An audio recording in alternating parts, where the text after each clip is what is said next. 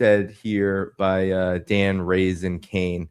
He said something very curious during this briefing that was given this morning about the ceasefire and about what Iran has done. Of course, very little about what the U.S. has done that might have violated the ceasefire itself. But I want your comments on this.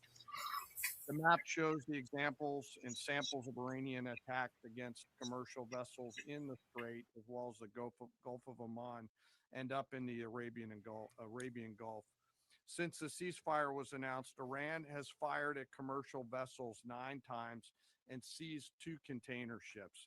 And they've attacked U.S. forces more than 10 times, all below the threshold of restarting major combat operations at this point.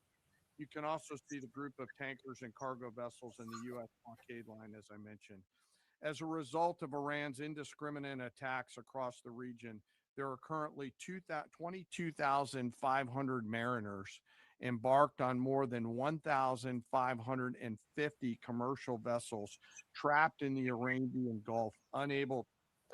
So, Scott, what is this threshold of restarting military operations? Because Iran has been saying since the beginning of the ceasefire that the U.S. is actually the one violating the ceasefire, possibly leading to these tensions that we're talking about now in the Strait of Hormuz.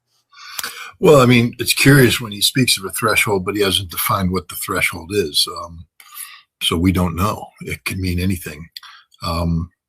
It could be, ineffective fire. There are rules of engagement that say that you cannot return fire unless you're receiving effective fire, which means fire that's impacting either your troops or the area immediately in the vicinity of the troops.